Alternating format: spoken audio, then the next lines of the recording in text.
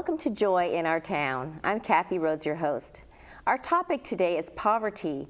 We're going to be talking about people in need. We have here in the studio with us today Ray Biggerstaff. He is the Volunteer and Operations Director with Compassion Connect. Welcome, Ray. Thanks for having me. We're glad that you're here. So Compassion Connect, tell us what that's all about. Well, Compassion Connect is an organization that develops models of ministry that unite churches and people together to serve in a practical way in their own community. Okay. Let's take a look at what a clinic might look like.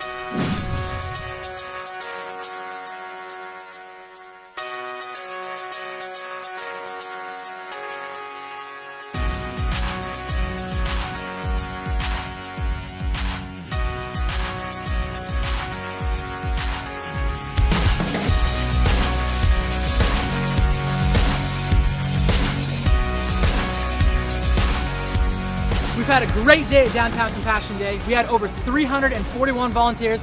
Thank you so much to everybody who came out and volunteered with us. We've met the needs through dental care, health care, and social services, and we saw upwards of over 400 guests.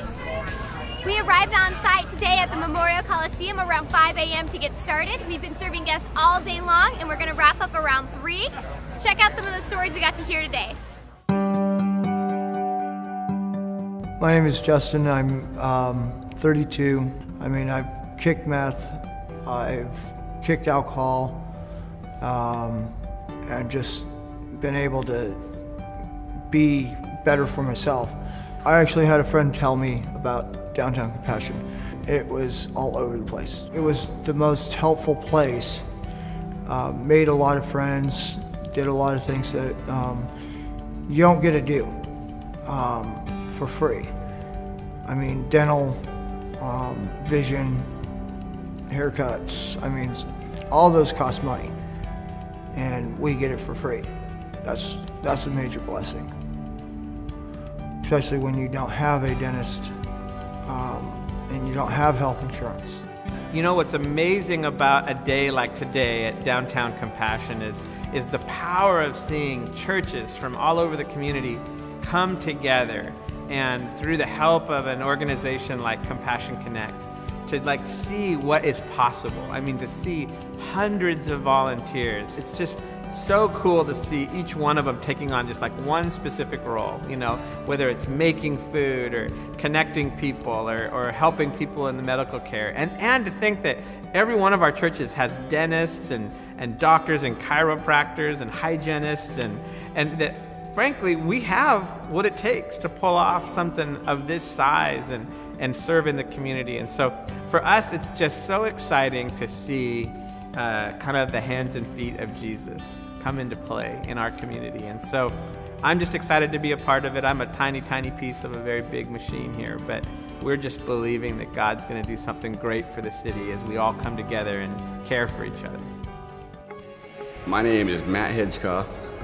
I'm 26 years old from Everett, Washington. I was at Night Strike on Thursday night. That's how I found out about Downtown Compassion. And someone handed me a flyer. It said free haircuts, lunch, dental, vision, all the goodies. And so I decided to come check it out. So my name's Casey. I'm 23 years old. I got to help oversee the hospitality and volunteer care groups today.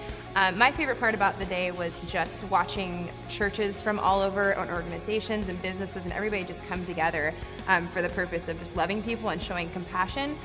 There wasn't any division based on where you came from or your beliefs or anything like that. It was just people from all over letting go of all of that and serving people and seeing our guests just as people as well, not looking at them as them and us, but really breaking down those barriers as well and just being here to love people, offer services, and be there for each other. So that was my favorite part. It was wonderful to see so many community programs pulled together. One of the things that Goodwill does is we help everybody in the community find employment.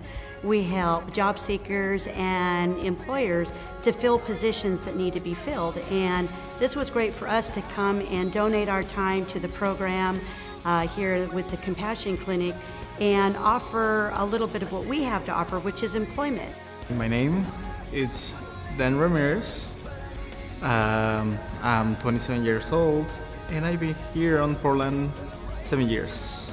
the way that they treat me, everybody was smiling on me. I got there and they give us something to drink, something to eat. I mean, the way they treat you it's awesome. Compassion is actually a really good thing though. I come to visit friends and get stuff that I need, like medical, dental. I'm type 2 diabetic, so I have to take care of my feet. If not, I could be in a wheelchair. My husband got dental done, got some extractions, first time extractions, and kind of sucks for him right now. I know how that feels. We are really grateful for this. If it wasn't for the compassion people, I doubt he would have been able to get those teeth pulled anywhere else.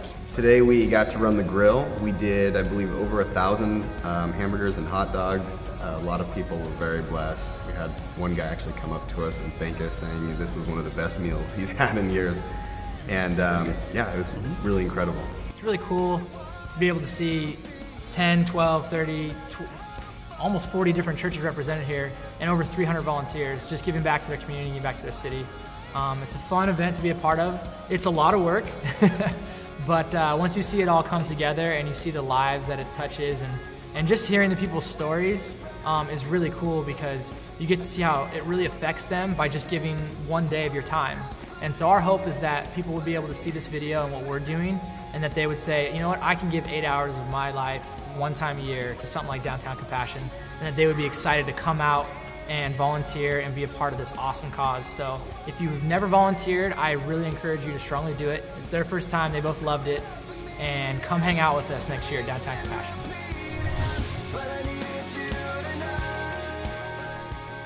So tell us, Ray, how did you get involved with Compassion Connect? Well, on a personal note, it's always been a passion of mine and really a calling to serve the most vulnerable in our community. And so that's what Compassion Clinics do. We have an opportunity to meet needs in very real, tangible ways to people that are vulnerable and have needs. And so I'm privileged to be a part of that. Mm-hmm. So as we talk about helping people in need, how do you accomplish that? What is your model or method for putting together these clinics? Well, the Compassion Clinics are really a collaborative effort of individuals and churches that come together and to serve. And that's really our mission, to unite together to serve our neighbors. And Compassion Clinics are just a great example of that. And so they are lay volunteers and health professionals and community partners, all from a collection of churches and organizations that come together. So they are really volunteer driven and led, and a beautiful act of the love of God in their community. Absolutely. So how do people find out about the clinics? And we have a lot of need in our communities. What are some ways that you reach out to people? Yeah, well, there's two ways for churches or volunteers who want to be engaged and participate in the Compassion Clinics. They can go to our website, of course, at compassionconnect.com and easily find us there and learn is there a Compassion Clinic in my own community, and if there isn't, how could we consider bringing it to our neighborhood. And really we have vision for Compassion Clinics to multiply in the Portland metro area, and but also around the nation and even around the world, and we've seen that happen successfully. This is a model that can be transferred to any community, and it meets the healthcare need in every community. So we like to see it go forward, but really here locally, there's so many volunteer opportunities for people to jump in even today and get involved. Okay. So what are some of the needs that people do have? So you talked about the health needs that are pretty across the board. What about kids and maybe people that are lonely, like seniors that may be in transitioning in some stage of life? Yeah, well, healthcare needs are prevalent in our community, and there's been great lengths by political movements and social movements to meet the needs of healthcare of all those demographics of people you mentioned. And but what always remains is people who fall through the cracks. Yes. And whether they don't have health insurance, they don't have access to affordable health care in their own community, maybe they can't transport themselves, maybe there's a language barrier, whatever the dynamics may be that prevent them from having access to affordable health care, they fall through the cracks. And so really what Compassion Clinics clinics we've seen have done is fill those cracks and meet the needs of those people who can't afford health care.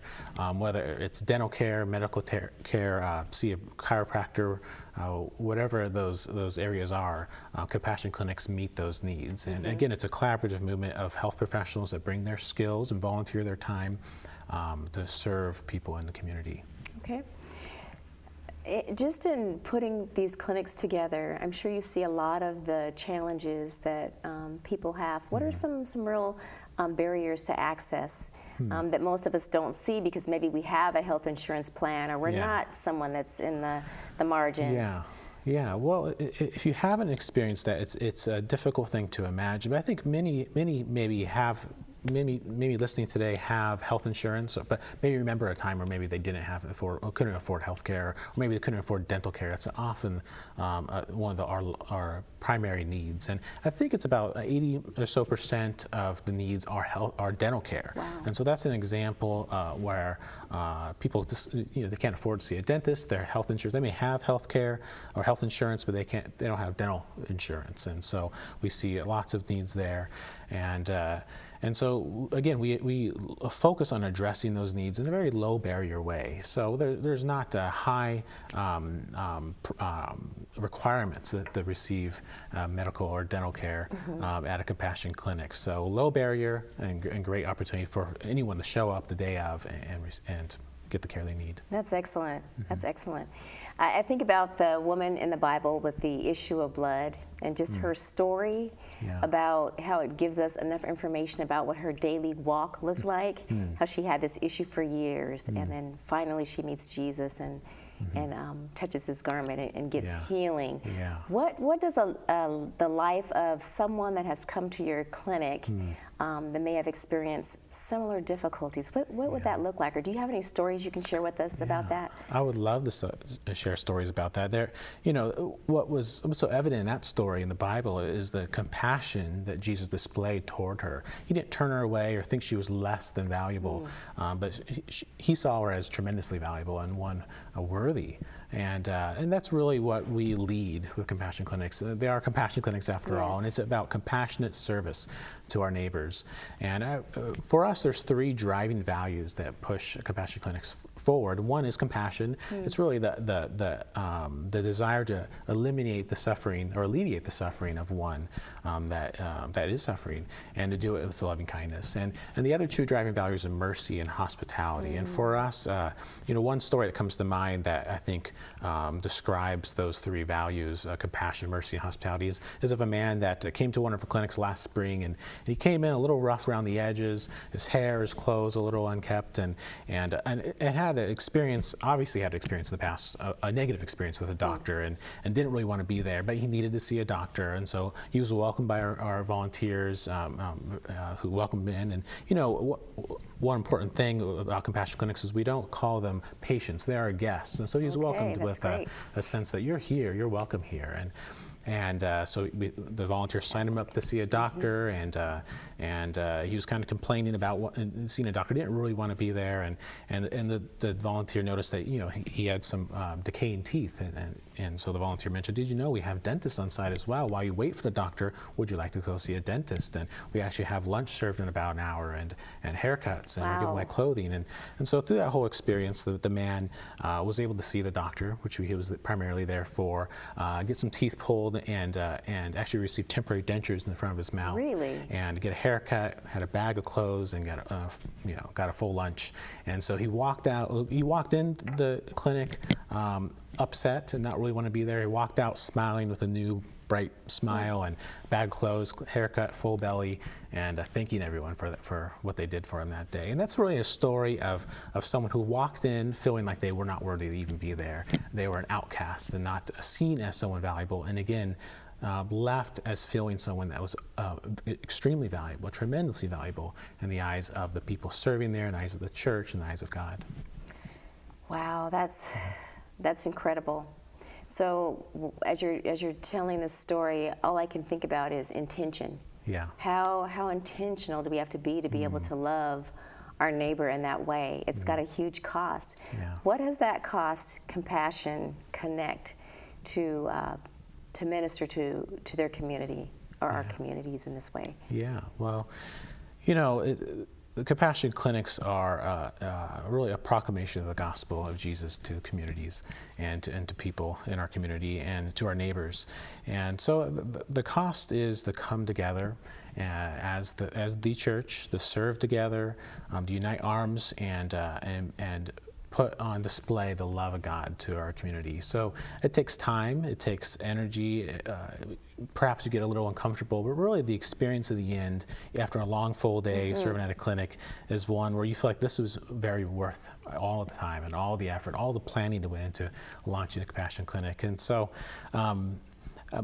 volunteers, they usually leave the end of the day a little sweaty, a little tired, and full hearts, knowing that they served with compassion. And really that sense of coming together and serving together as the church really ignites your faith, and you realize this is something bigger than my church, the programs I'm a part of, or even myself. This is the body of Christ, the hands and feet of the body of Christ in the community. My name is Steven. My name is Carrie. My name is Brian Zaro. My name is Lamar Tillman. My name is Hannah Dugan, and I'm from Willamette Christian Church. My name is Tim.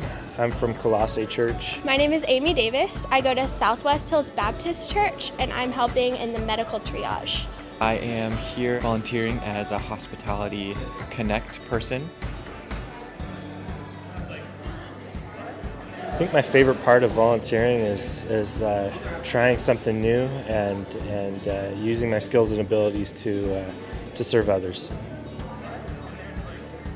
My favorite part of volunteering is meeting all the different people. I want to be a nurse someday, so this is a really great experience. I think church is coming together to contribute and really be a blessing in people's life is something that is magnificent. This is what church is truly about, is when we give of ourselves and then we give back to those that may not be as fortunate. For me, seeing churches come together reminds me of 1 Corinthians 12, where it talks about all the parts of the body coming together as one. It's such a beautiful image of the way the church was designed, as made up of individuals who come together, extending into their communities, serving each other and serving others. We can do it better together than we can on our own.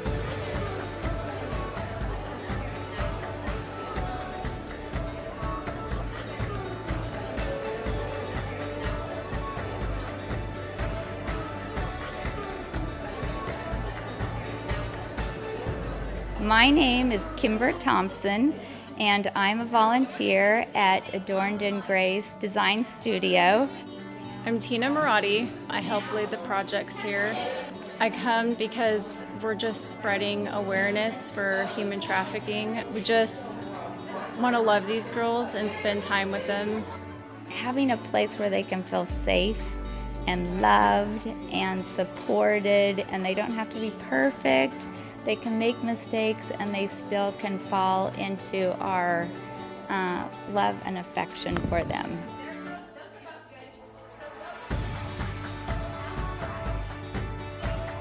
It's amazing to join with these other women that have a heart for hurting people. I would have loved to have a person reach out to me when I was going through my teens.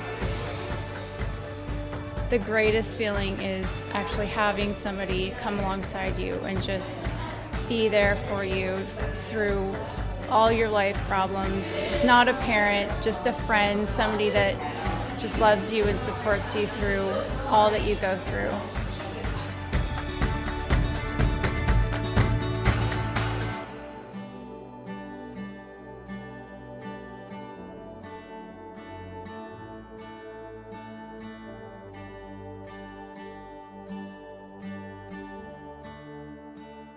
That's beautiful. Yeah. That's beautiful, and you make it look so effortless in your what you do in these clinics. Just comes across beautifully. But we know that there's a lot of work behind the scenes, like what you mentioned. So, as believers in Christ, we're called to take up our cross. What would that look like for a volunteer who wants to get involved and be the hands and feet of Christ, and to step into what you do at Compassion Connect? Yeah.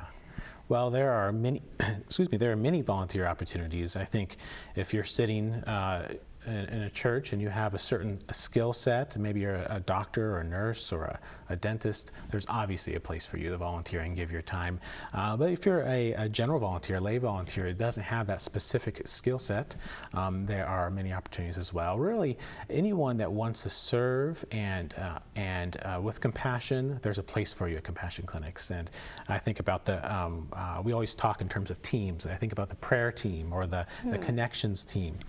The hospitality team, all these teams are there to interact with guests, to connect with them, maybe provide some tangible resources for follow-up medical care after the clinic, but also connect with them on a personal basis, start conversations, get to know who they are, what's your name, what are your needs, and how can we meet those after the clinic is over, and then pray for them as well, and connect with them on that level. So many times we witness volunteers praying for some of the clinic guests, and tears and warm hugs and a great interaction there. And so there are opportunities for anyone that wants to love their neighbors. I'm really hearing too that you were talking just about that whole element of relationship. Relationship to those in need and relationship with those who serve. So that's really beautiful. Talk a little bit about collaboration and just relationships with the churches in relating to one another and in working together. What are some positive ways that we can do this? Yeah, well, relationships are key. They're absolutely key. What we've seen is that Compassion Clinics develop meaningful relationships between the church and the community, which I've touched on, but also between churches and other churches. And they provide a model of ministry that allows Christians and churches to get beyond the four walls of their church and to go out into the neighborhood and to serve together. And so when we do that, relationships are developed. The meaningful relationships are developed. Trust is built, and all of a sudden those minor differences that maybe we had, or even just the invisible barrier between my church and your church, don't exist anymore because we are the church. And so those relationships really cannot be developed and cannot exist if we don't make the effort, and we don't come out together and spend time with one another and get to know one another by name.